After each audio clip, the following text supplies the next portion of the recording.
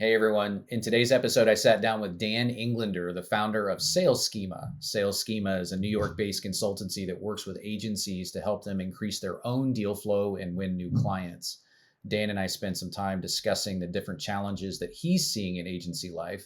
And we dug into several items like how agencies can influence and improve sales and marketing alignment within their own client, as well as his ideas for improving client retention. It was a great conversation. So let's get into it.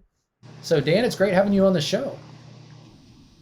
Yeah, Eric, thank so you. it's Appreciate it's it. interesting, right? We were talking a little bit before the call about how, you and I kind of like it seems like we're doing one of these episodes, every few days, and you almost don't know which one is which.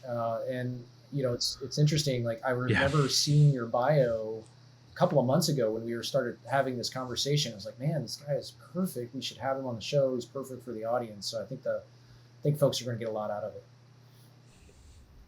Yeah. Oh, thank you. So Hope I so. think maybe Yeah. the best thing to do is maybe start a little bit by, telling us a little bit about yourself, a little bit about what you do, and sort of how that connects to the folks that are listening.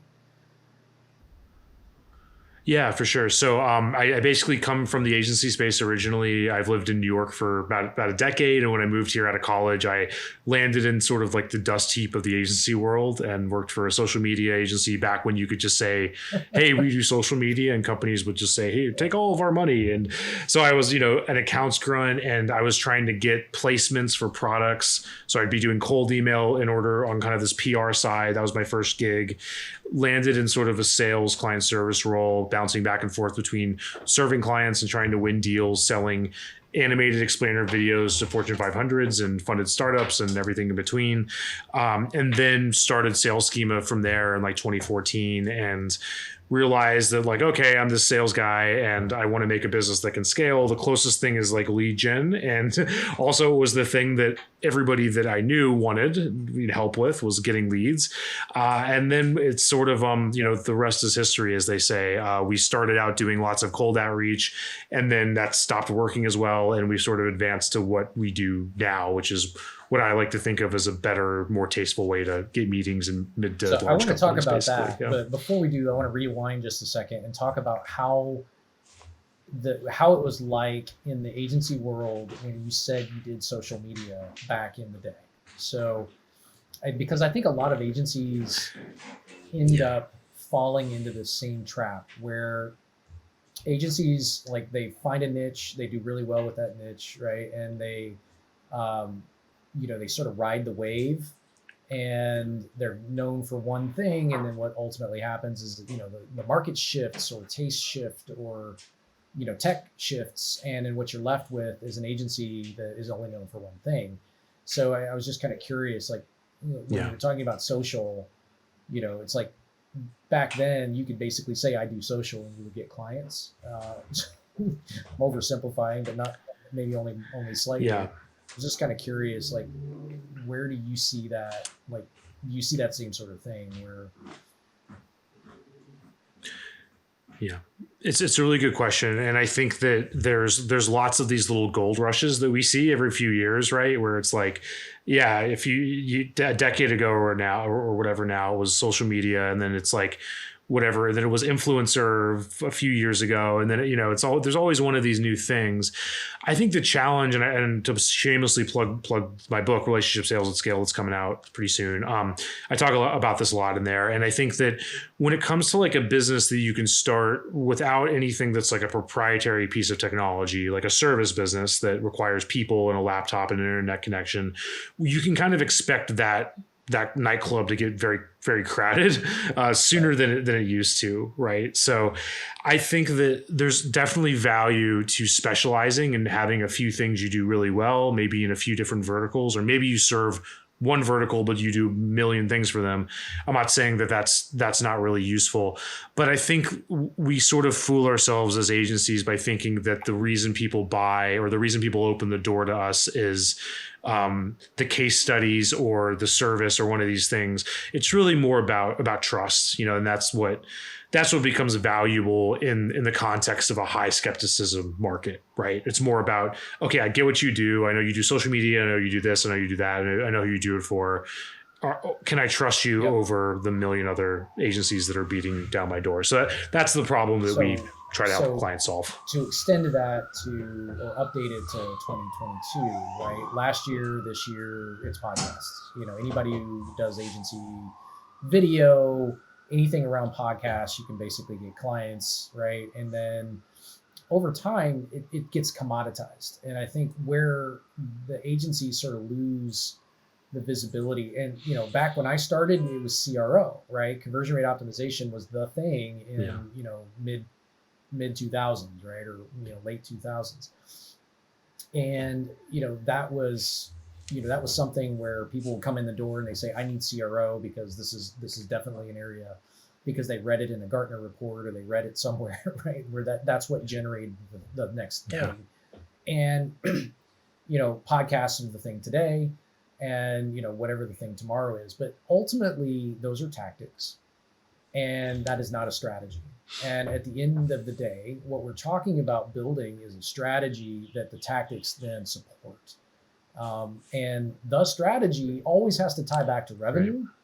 Right. And obviously that's the name of the show, and that's what we do. And I think when you tie what you're doing as an agency back to revenue, it's very difficult to get fired as long as you're doing a fairly decent job. So maybe you can expound on that a little bit.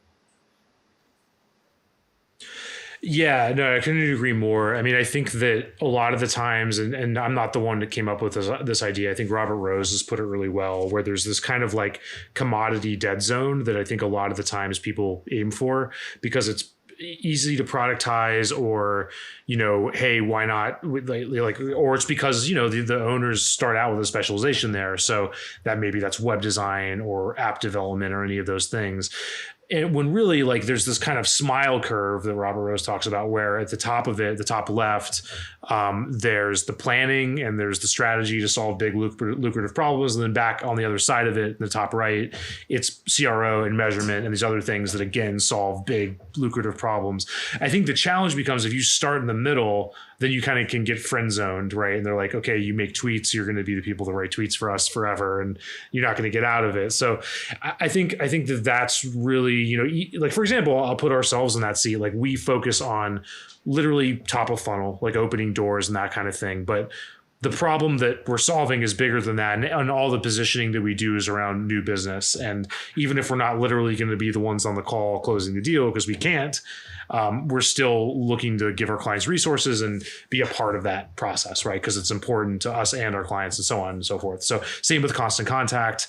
My guess is the positioning is not just email, it's bigger, it's tied to revenue, of course. So I couldn't agree more. I think that as far as like our competency of getting doors open, what's changed is the way in which messages are directed to top of funnel for skeptical buyers, and basically what you have to say initially to get somebody to open a door with you, which is less about features and benefits, more about trust and kind of like relationship building, which I can talk more about. But I'll pause. I love that, because I think at the end of the day, we talk a lot about the bigger the seat at the table you have as a senior marketer, VP of or CMO. Or an agency that serves those, right? When you have that conversation with the non-marketing executives at the table, and you're saying, look, these are the campaigns that we are running that are driving the actual pipeline and revenue that you need as a sales team, and ultimately the business outcomes that you're looking for, allows you to be able to have a lot more latitude than if you think about things or talk about things that are, less directly impactful, like campaign metrics and other types of things that aren't really connected. And so we talk a lot about that. We talk a lot about how to train people, how to speak non-marketer, to the executive level, to be able to leverage the conversation, be able to get more budget, to be able to do more of the things that matter. Yeah, exactly. And I think the mistake that people make is they assume that more information is going to solve their problems. And this is purely in kind of a sales context, in the context of trying to get a meeting with somebody, which is what we know. And the marketing context is different. And that is more of taking people through a journey and all the stuff that you guys focus on so much. But I think, though, that what we hear a lot of is that hey, this decision maker, whether it's a CMO or whoever, needs to go through all these touch points in order to get to a place of being ready to have a sales conversation. I think that that's sometimes true, but I think what's taken for granted is that person doesn't necessarily enjoy that process of having to do research on a million different firms. And if the right words were lobbed to that person in the right way to de-risk a conversation, they really will take it, much more than they might have a few years ago or whatever. So that's a lot of what we focus on. And I think a little bit counterintuitively, what we find, if you're doing this yourself, if you never hire us, I think a little bit counterintuitively, the things that work aren't always, hey, look at this piece of information or look at this case study. It's more about, are we simpatico? Are we coming from a similar place? Do we have similar experiences? Do we have similar partners, or have we worked with similar companies? Are we from the same hometown? All these things can work a lot better towards de-risking the conversation than just more information, right? It's the really human things and anyone can sympathize. Like I have a meeting next week with somebody probably selling me something because they're in a group that's near and dear to me, a networking group that I've been in for a decade now. And they're like, hey, I'm in this group too. And I'm taking the conversation. I didn't think, rationally about it. I just agreed to take the conversation. Right. So the question is, where does that low hanging fruit, to use a repetitive, cliched term, where does that live? Like, why not start there and reach out to the people that are in your circles of influence, whether it's through marketing, like you're focusing on with email, with Constant Contact, or through outreach or sales best practices. So, the thing that when we started out, we were known for marketing automation, and then we very quickly added a sales CRM. And one of the things that we typically are talking about a lot, I think, both on the podcast as well as out in the ether, in the various awareness channels, you'll hear us talking about sales and marketing alignment and tying, that single sort of thread from what's happening in a marketing campaign all the way through to a closed won deal. And, we get into things like attribution and other things, but I'm kind of curious, like you said, you have a framework that you're putting together in a book, that you're about ready to release. Does it talk about sales and marketing alignment? Like, how does that play into, like, what kind of tech stack you use? Like, what is it typically, like, what do you talk about? Yeah. So the sales and marketing alignment is of course really important. For our purposes, what we're focusing on is a busy, oftentimes mixed role new business person that's tasked with closing business, getting the meeting and the full stack of the sales process. And we see this all the time, even if it's in a relatively large B2B organization like an agency. There's sometimes like less than, one or a few, or rather a small handful of people in that sales team. So there's a lot of people doing a lot of that hard work. And in terms of that framework, what that tends to look like is like, okay, if you have limited hours in the day, you've got to de-risk this conversation plus close deals and do all the things you should be doing. What's the best bang for your buck? Like, where should you be putting your time and energy? And our experience from this has been, ideally, you have somebody running Constant Contact and running the automation machine and trying to bring in inbound leads too. But if you've got to fill in that delta and get those meetings on the calendar through Outbound as well, what are you doing? And to dig into that a little bit, what that framework tends to look like is, like, first really getting clarity on an account list, on those specific accounts that you want to be doing business with. And then everybody kind of stems from that list. That's important, if you're doing this yourself, because if you don't have clarity on that, you're going to be running really fast in a bad direction and maybe getting meetings not worth having. I'm sure that goes into play on the marketing side too. From there, where this goes a little unorthodox is, instead of just going in cold, which is what everyone else is doing, right? It's very cheap and easy to get a list of anyone these days. So, like, you want to get a list of, I don't care, Jeff Bezos' address, you can find it. Like, you can find anyone. The hard thing is finding the people that are already likely to talk to you and then sending the right copy to them to de-risk that conversation. That's the hard thing. So our whole philosophy is, like, you've got to balance that personalization and scale. So there's a lot of different ways we do that. But what the book talks about, and some really common ways that work really well, is identifying all the people that you know already that you would be comfortable hitting up for a referral, right? That you would feel comfortable being really open and honest and specific about who you want to meet in order to get referred. So you have these two lists, you have the second list, and then you're mapping those people's connections into the right accounts. And now all of a sudden, yes, it takes a little more work. There's some more data and data hygiene and all that stuff that's tedious. But at the end of the day, you're essentially batching up referrals to the right accounts, and you're coming in with more trust than you ever could. And there's a lot of other campaigns like that that are essentially condensing like years of networking into a few campaigns. And that's kind of our whole philosophy about doing this in order to build that trust right out the gate. So I'm basically curious what the KPIs that you use, that you talk through and that you talk about managing against. Can you talk us through a couple of those? Yeah. Yeah, it's a really good question. And to frame that out a little bit, I think that a lot of the times I'm not saying that there aren't many more KPIs that are useful. I think, though, that in a B2B sales context where the numbers aren't super big and it takes a long time to get statistically significant data, people tend to add too much junk to those KPIs instead of focusing on the stuff that's very clear and falsifiable and the stuff that matters. So to answer your question, to balance personalization scale, right? And saying like, let's say you're looking to develop partnerships at IBM for whatever reason for Constant Contact. We might be contacting 50 to 200 companies like that, over the course of a business day. So 50 to 200 people at those companies. That might sound like a massive list if you've never done this before, or it might sound like a tiny list if you're doing the spaghetti at the wall, shotgun approach. But what that means is like from those number of people, we're able to get it to a good level of personalization, referencing mutual commonalities and so on and so forth, like I talked about. From there, I think other KPIs, I think the best one is, one of them, the intermediary one is response rate, right? Response rate doesn't tell you everything because it could be a horrible response. It could be somebody telling you to go to hell, or it could be let's talk, right? But that's obviously good to look at. Before that, open rate. I think open rate, keeping that roughly above 40%, ideally above 50 is good. That tells you, like, a Constant Contact, that tells you if your messages are actually being read. It doesn't tell you so much if your subject lines are amazing or not. It can a little bit, but it's more about, are your messages going to spam or not? Yeah. Reply rate, ideally well above 10%. That's pretty self-explanatory.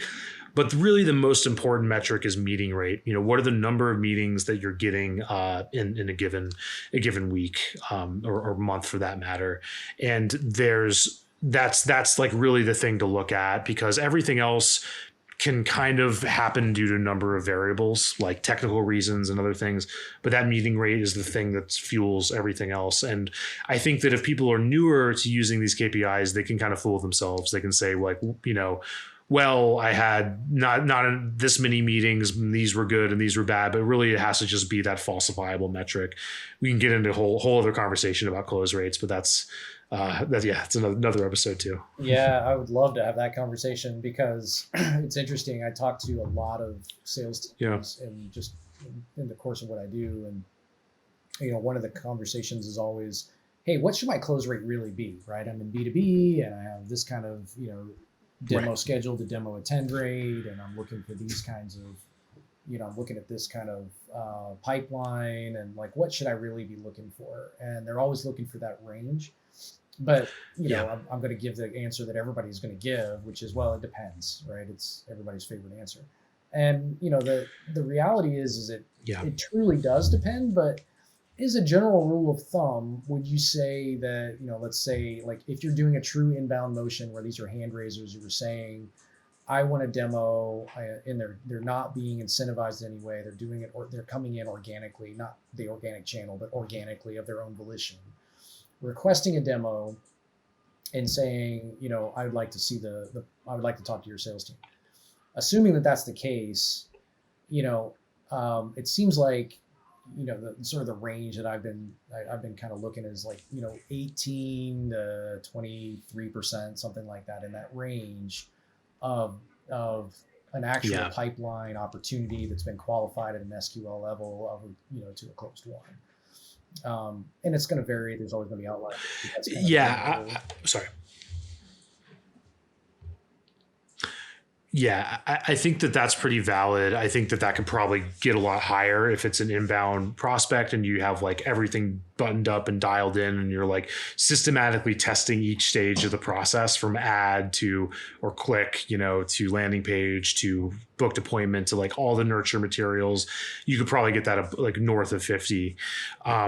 For our purposes though, and we're definitely working in more of an outbound context. Mm-hmm. What we're usually doing isn't getting our clients from that beautiful inbound funnel that's closing at 50% to adding the outbound channel. We're getting clients from referrals and personal networks where there really is almost no data at all, to understanding what it's like to even track this stuff and even measure your close rate, right?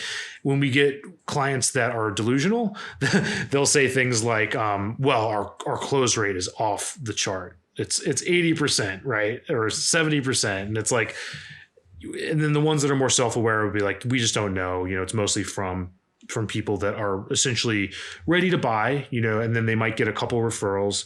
And then we're essentially vetted, and it's between us and one or two other clients. There's nothing wrong with that process. That process can be really, really profitable. I just think that you just need to know that if you want only that, you need to be relying on search ads and or RFP circuits or referral partners, and that stuff's great. Like, do that to the end of time. But if you want to build something that outside of that could be more sustainable, outbound is usually a great way to do that. The rub is that you're going to get to people sooner, and the close rates are almost always going to be lower. The upside is you get to decide who you go after, and you get to get in before they know what they want. So you're not pit against a bunch of competitors and so on. It takes longer though. So for that, the close rates that we've seen with clients, we're probably the best at it. And, we're getting 20% close rates on outbound sometimes, when in a good quarter, let's say. I'm sure there's people north of that. There might be people listening. They're like, that sucks, man.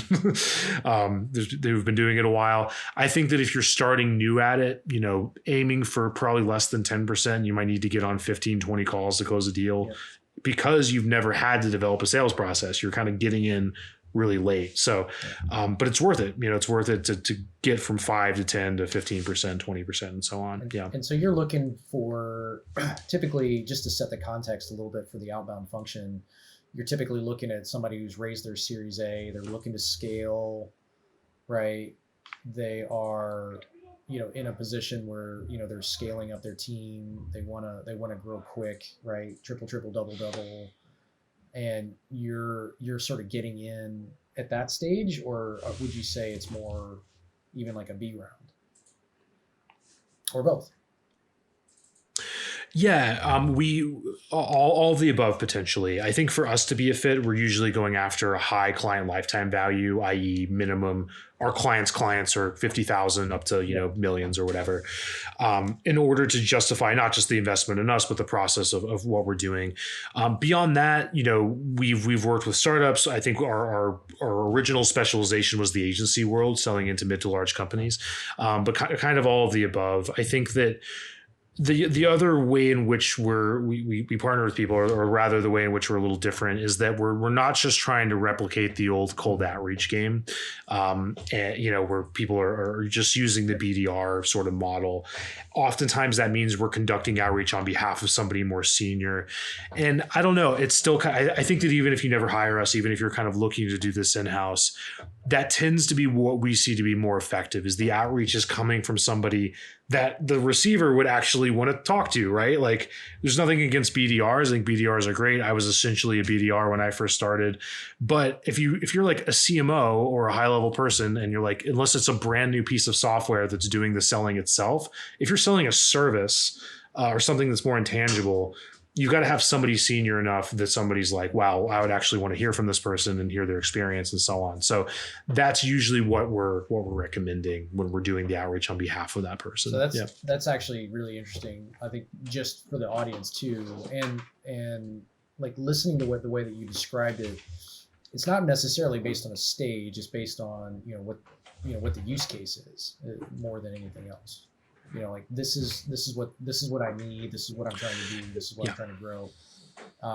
It probably does come, like, there is some correlation between A and B rounds, but in terms of I can see us using that, right? Where there's a solution for the same type of approach, and we're not in either one of those stages.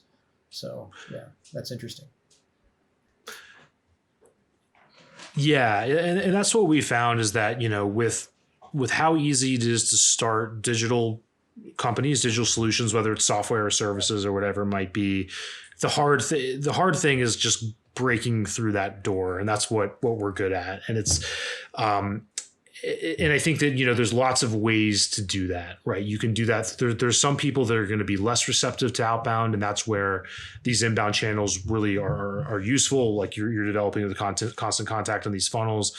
I think though that the screeds that I go on a lot in my book aren't against anyone doing inbound. It's just against the platform risk of these things. I think that there was a time where we could kind of fool ourselves into thinking, hey, we could, rank for these words or be really successful in click auctions or have these ads and we're going to be good. But what I've just seen is that that's just less of a sure thing over and over and over again. Like the volatility is so much higher and the platform risk has gotten so much higher. And I think you guys are on the same page with the idea of email lists, the idea that you own, this channel that people, tech companies can affect it, but they can't take it away from you, So we're big believers in that too. And I think that if you're actually trying to build something that's going to last decades, it's really about owning that list. Outbound, trying to get meetings is one way to do it. Marketing like the way you guys are is another, but that's another good reason to think about things in this way. I think the danger that people get into that are specifically in my job, right, are, I run demand gen for the SharpSpring brand. And one of the things that I did when I came in was shifted us pretty heavily from this very, very heavy outbound, BDR approach, the traditional BDR approach, to more of an inbound, high intent kind of motion. And, the danger, of course, is in the transition. I mean, it's not like, is this the right thing to do? Is it the smart thing to do? Is it the ultimately the way that we should go strategy wise? It's what happens, in the middle, right? And when you make that change, when you make that shift, and having a way to be able to keep the number of deals, that you're closing relatively consistent, see the growth a little bit while you're making that transition is key, right? It's key for credibility. It's key for buy-in at the executive level, right? It's all of these things that need to happen in order to be able to come out on the other side, after a 6 to 12 month play, right? And so, I can see something where, you need that stabilization function that happens in that, outbound band, to be able to drive the number of deals that you need. Yeah. But knowing that, over the long term, you're heading in the right direction and you're building an inbound muscle, whereas they may not have had one in the past. Yeah. Yeah. And the way that I've sort of come to think about this is it's obviously not this or that. It's this and that. And I think the thing that's more important is thinking about what are those channels that you're going to build that are going to that you're going to have for a long, long time, that aren't subject to the whims of other companies, whether it's a Facebook or a LinkedIn or an Instagram and that sort of thing. And I'm not saying that you shouldn't necessarily take platform risks ever. I think there's a huge upside too, but you have to hedge that in some way. So that's one element. The other way that I think about it, whether it's inbound or outbound, is what's your total addressable market? How many people you're actually looking to get in touch with. And for a lot of our clients that are in the B2B world, it's really not that many. It might be several thousand companies in the grand scheme of things. And our whole philosophy is, well, what is it going to take to just open up those doors today instead of waiting for them to find you? So while you're building this machine in the background, you're not going to burn your credibility by asking for an appointment with them. That's just this crazy fear that people have, right? Unless you do it in a horrible way, but hopefully you can avoid that. So that's kind of our thinking on it anyway. So what would you say is let's say somebody buys into this philosophy that you have and, they want to go down this path. What would you say is sort of the right order of operations, when you think about hiring and, training for salespeople, and sort of rounding out your sales team? Yeah. Yeah, that's a really good question, and I'm glad you framed that out with people, because that really is the starting point place is who's doing what, not the tactic, not what you're doing, and so on. So, the first thing is, if you're in a really small organization, or if it's just you and wearing a lot of hats, the first thing is getting fulfillment off your plate if you're an owner, so that you can focus on sales. So that's a small organization setting. From there, I think the next order of operations is top of funnel, i.e., not trying to get the presenting and the selling off your plate too early, because that's going to be a work in progress. And if you're selling into big companies, they're going to want to talk to the senior person, at least for a while, until you get to a certain stage. So first, you're focusing on that top of funnel. You're getting a predictable number of appointments, whether it's outbound through tactics like what I talked about, or through inbound, like what you're doing with SharpSpring and Constant Contact and all of those channels. You're getting it to a place where there's a relatively predictable number of inbound opportunities, and accepting a certain amount of volatility, because we live in the real world.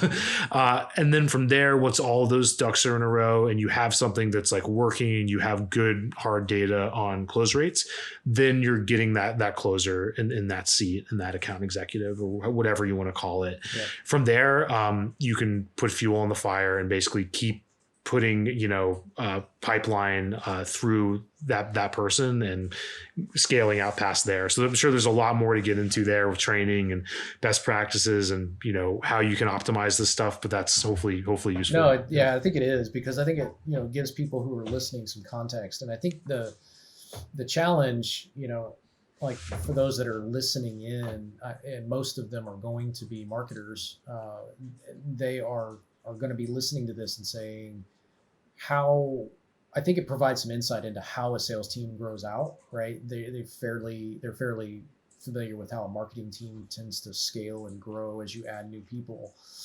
But I think on the sales side, it's a little bit fuzzier, in terms of how that's being done. But it makes sense, right? I mean, if you think about like what the pipeline needs to be, how healthy the pipeline needs to be, you're measuring KPIs like, sales velocity and that sort of thing, to be able to understand the health of what's going in and then what's coming back out again. It's easier to look at it that way than it is to start with a bunch of closers and work your way backwards to the middle. Yeah, I think so too. And I think a lot of the times, in our world, of the agency space, or in sort of B2B services, the marketing and like the real reasons people buy are experienced like deeper in the funnel, where the conversation is de-risked first, and then they're like, I'm now paying attention to this thing. Then that's where a lot of the marketing magic goes in, whether that's sales collateral or nurturing campaigns or whatever it might be. So I think things have flipped a little bit, and that's not always true. There's exceptions, but that's what we see a lot anyway. So I think maybe that feedback loop needs to change a little bit. Then once the sales team's having these conversations, they can bring that back to marketing, and that's always a challenge, the perennial challenge, right? It is, and and then also getting more predictable, right, about how you're going to build out next year and next quarter, and putting it in a situation, or putting it in a scenario where you're able to communicate this to finance and be able to say and articulate, this is how it's working today, this is where I want to get to, this is what the gap is, and this is how I need to build things out to be able to get there, so cool. Yeah. So Dan, how do people get to, like, this has been fascinating for me, and I know a lot of people are getting value out of it. How would people get a hold of you if they wanted to just chat with you or talk to you? Yeah, absolutely. So the one thing that I can give away that I think will be pretty useful is there's the new book, and you're welcome to purchase that if you think it'll be valuable. Beyond that, there's me reading the first chapter and all the resources from the book, which you can get for free at salesschema.com/RSAS, as in relationship sales at scale. So salesschema.com/RSAS. Beyond that, I'm always happy to nerd out with anybody at this stuff, on this stuff. I'm on LinkedIn, or just Dan at salesschema.com. Thanks, man. I really appreciate it. Thanks for spending some time. Eric, yeah, really appreciate it. Thank you.